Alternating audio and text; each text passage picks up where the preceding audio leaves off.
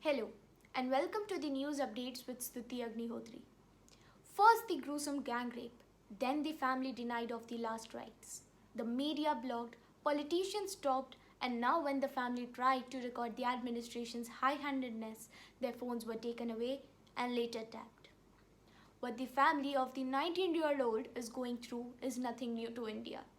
The Hathras gang rape victim was even denied dignity in death. As we talk, a new unjustified development is likely to take place in the case. Harini Kumar Raval from Ramanathapuram shares what she has to say about the same. Hi Stuti, thank you for having me. So there are a couple of things about this case that really bother me. One, I cannot help but wonder if the victim would have lived if she had been from an upper class or if she had enough money. I mean, think about it. She was raped on 14th of September and she was given proper medical attention. She was taken to a proper hospital only on 28th of September, which was one day before she died. Her family was begging for proper medical care all the while and none was given. Is this the same way another woman from an upper class would be treated? No. And the fact that a victim, a 19-year-old child who has been raped, is denied such a basic medical attention is just horrific to think about. And forget about castes or money or politics. It's every human's right to die in dignity, and it's every family's right to mourn for their daughter in peace. And the fact that the victim was denied that, even that, it's really sad. What recourse is now available to the victim's family? There are hundreds of rape cases in India that go unrecorded every day because of the prevailing rape culture, communal pressure, threats, and whatnot. Let us hear what Palak Amin, a medical student from Ahmedabad, has to speak. Thank you, Stuti, for having me. And this is one case which the media has taken up and they have like hyped up to next level.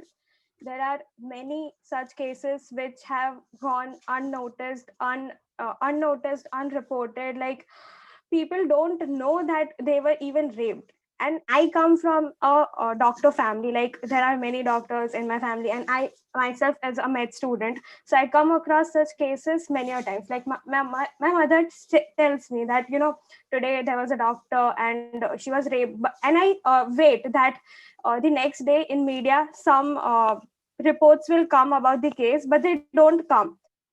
So, saying that, what do you feel is going wrong? What proper institution is to blame over here? Is it the mentality of people? Is it the rape culture in India which is causing this problem, or is it the lack of law and enforcement that is causing the problem?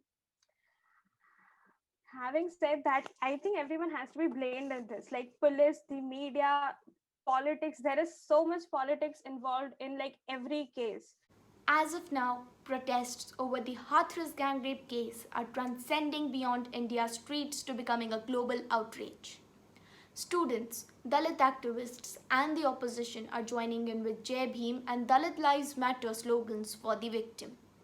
Tamalika Das from West Bengal shares her opinion on the proceedings to the crime that took place. I'm so glad that Stuti invited me to speak here today. And I'm going to be talking about the political aspect of the Hathras rape case.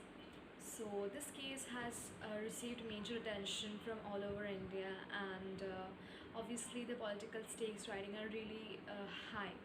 Therefore, there are efforts being put in to derail the case completely. Like the UP police has been saying that there wasn't any rape, that it wasn't a caste-based atrocity, that the victim died of her own injuries.